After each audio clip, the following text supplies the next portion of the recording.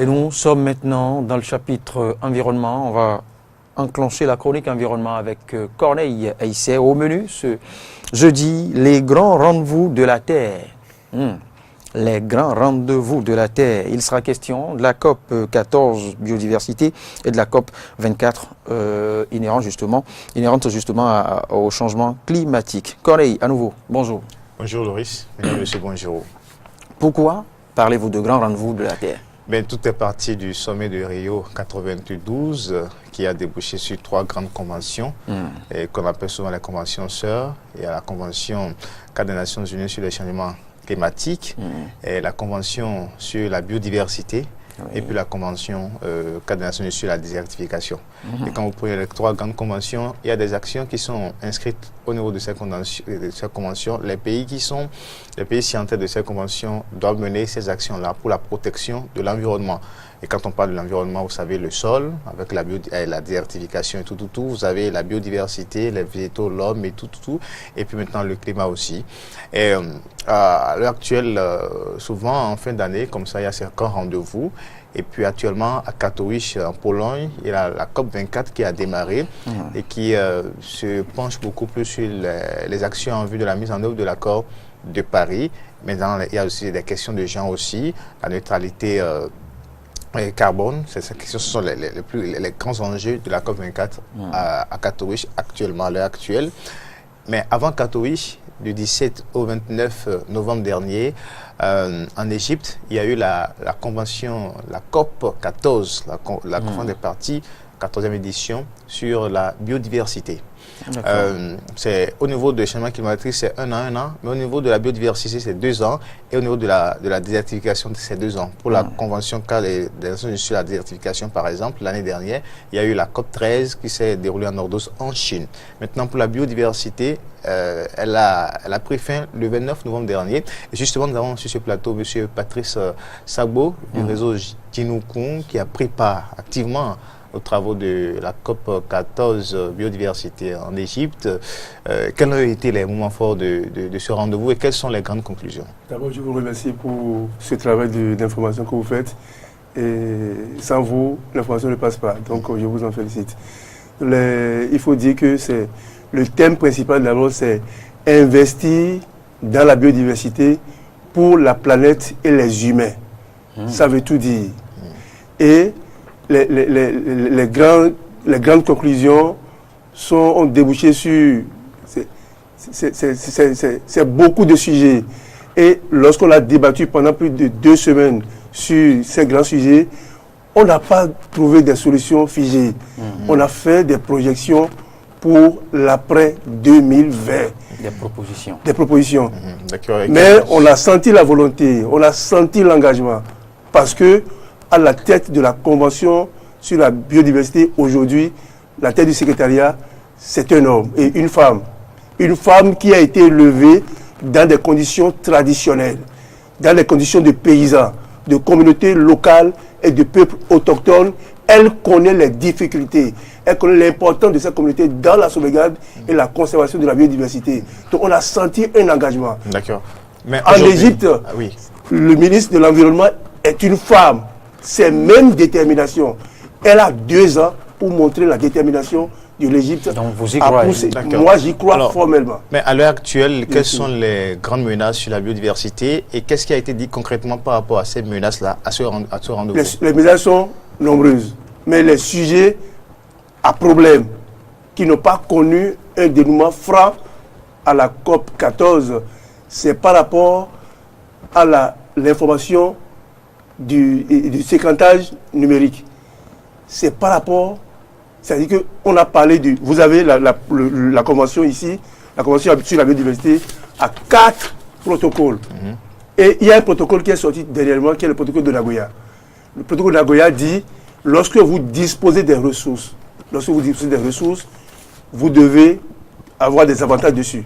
Donc il faut pouvoir les vendre, les commercialiser pour avoir des avantages. Les avantages peuvent être économiques, financiers ou non financiers. Pour ce qui concerne les avantages financiers, on n'a pas trouvé des solutions pour voir par quel mécanisme on peut partager ces avantages avec les communautés locales qui tiennent compte, qui prennent soin de ces ressources-là. Mais ici, maintenant, ils sont allés plus loin. Sans les ressources, on peut avoir toutes les informations concernant les ressources. Mais dans ces conditions, comment partager les avantages? C'est un gros problème. D'accord. On en était aux OGM. On dit, pour produire des OGM importés dans un pays, il faut avoir des lois, des réglementations. Maintenant, les gens sont allés plus loin. On n'a plus besoin de ces lois et règlements et les gens peuvent faire du forçage génétique. On appelle ça ça c'est du je ne sais pas comment je vais l'expliquer. Les gens ont une avancée. Bon, ils disent que c'est une avancée. En anglais, ils parlent de gen drive. C'est ce qui se passe actuellement au Burkina, où on dit on va lutter contre les moustiques en utilisant le gen drive. On n'a pas besoin d'avoir des règles, des lois, tout ça là. On fabrique des moustiques génétiquement modifiés et on les envoie dans la nature, sans penser aux conséquences et toutes les répercussions que ça peut avoir sur la santé et même la nature. Et par rapport à tout ça, qu'est-ce que la conférence a décidé? La conférence a décidé, par rapport à la biologie synthétique, le gen drive, il faut appliquer le principe de précaution. 1. 2. Il faut consulter les populations et avoir leur avis. 3. Il faut la participation du public. C'est ça. Et pour ça, on projette toutes ces grandes décisions pour l'après 2020. Cette COP24, cette COP14 biodiversité s'est déroulée en Égypte, le pays africain. La première fois en Afrique. Qu'est-ce qu'on peut retenir concrètement pour ce qui est des pays africains là, par rapport à ce rendez-vous et surtout le Bénin, puisque vous avez brillamment représenté le Bénin, même si c'est la société civile. Bien sûr. Non, c'est moi, c'est pas la société civile simple. C'est la communauté locale que moi j'ai représentée. Voilà. Et invité par le secrétariat de la Convention. On peut dire qu'aujourd'hui, les communautés locales sont reconnues comme étant détentrices des savoirs traditionnels qui conservent durablement la biodiversité. Elles méritent une place comme les parties à la table des décisions. Ensuite, on a dit les produits de la biodiversité appartiennent à la nature. Pourquoi veut-on dissocier la nature et la culture? Si l'agriculture même, c'est de la culture. Pour conserver les semences, c'est de l'intelligence. Pour ainsi de suite, ainsi de suite. Donc, désormais, l'une des grandes décisions, on doit associer la culture à la nature pour une meilleure conservation de la biodiversité.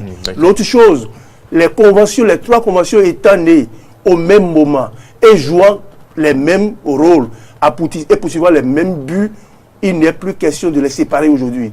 Il faut trouver une synergie entre les trois conventions pour une meilleure conservation de la biodiversité. Merci. Ils ont également dit qu'il faut encourager l'éducation à tous les niveaux pour que la conservation de la biodiversité vraiment prenne les pays. Merci à vous, M. Patrice Sabo. On aura le temps de revenir là-dessus sur d'autres plateaux. Merci. Voilà, merci. Merci infiniment. Le esprit d'abord, voilà qu'on peut retenir par rapport à la COP14 biodiversité. Sur la biodiversité. Et la prochaine édition aura lieu en 2020 en Chine. En Chine, bien sûr, à Beijing. Corneille Haïssé, mais ce n'est pas tout. De la COP14, on passe maintenant à un autre plus grand rendez-vous, puisque vous avez prévu aborder tous les grands rendez-vous de la Terre. COP24 maintenant. La COP24, je l'ai dit en début de cette émission, ça a démarré dimanche avec l'accent particulier que les différents pays, les 194 pays ayant ratifié cette convention cadre sur les Nations Unies et puis ayant également signé l'accord de Paris, doivent poursuivre les réflexions pour la mise en œuvre de l'accord de Paris et qui doit normalement entrer en vigueur à partir de 2020. C'est vrai que à l'heure actuelle, vu les résultats du groupe d'experts sur l'évolution du climat, les records sans précédent atteints en matière de pollution, en matière d'augmentation des gaz à effet de serre, le carbone surtout, cette COP-là a pour objectif de penser à la neutralité carbone, c'est-à-dire comment renoncer effectivement à l'énergie carbone, l'énergie fossile et penser aux énergies renouvelables. Et il y a eu des exemples forts. À Katowice, par exemple, il y a des vélos électriques que les gens ont utilisés, une grande mobilisation en parcourant des centaines de kilomètres, on a parlé de 600 kilomètres parcouru par ces 600 mètres plus tôt, parcouru par ces vélos, simplement pour montrer que on peut évoluer, on peut effectivement utiliser les énergies renouvelables et que les énergies renouvelables ont cette potentialité pour remplacer valablement l'énergie fossile. Donc il y a ça maintenant. L'autre côté, pour ce qui concerne l'évolution des débats, c'est vrai qu'il y a beaucoup de pays de grande puissance qui ont brillé par leur absence à cette COP. Oui, ce qui est sûr, oui, quand vous prenez par exemple la partie américaine n'était pas valablement représentée, avec la France par exemple, Macron qui n'y était pas, Édouard Philippe n'y était pas non plus, alors qu'ils étaient annoncés et tout. Donc on a senti quand même que ça a démarré sur des concepts un peu difficiles. C'est vrai qu'il y a une situation en France à l'heure actuelle avec les gilets jaunes et autres. Maintenant, de l'autre côté aussi, il faut noter que certains ont pris cette localisation de cette COP à Katowice comme étant une provocation, parce que Katowice est une ville, c'est une région industrielle qui produit beaucoup, qui pollue beaucoup, qui utilise beaucoup d'énergie fossile. Mais pour d'autres observateurs de cette même COP, non, c'est plutôt une façon de montrer que nous pouvons transformer les énergies, nous pouvons essayer de convertir notre puissance industrielle en d'autres puissances à partir des énergies fossiles. Donc attendons d'ici quelques jours, le 7, où on aura la clôture pour revenir sur les grandes recommandations de cette COP-là. Merci Corneille Aïssé, merci Monsieur Patrice Sagbo pour votre investissement dans ce domaine. Corneille, qu'a-t-on à dire en attendant les grands rendez-vous, le rendez-vous spécial COP24 que vous nous avez promis? Ça, nous n'avons pas oublié, je crois, ce sera une émission spéciale. Mais vous avez aussi oublié de dire que la journée d'hier était la journée des sols. Oui, ça a été dit dans l'émission. Ça fait partie même du premier élément de notre édition. Il faut dire ce matin. Sur le changement climatique, il faut éviter que les gens cessent donc les distractions et aillent au concret. Merci. Le vélo dont on parle n'est pas pour nous. Merci Patrice Sagbo.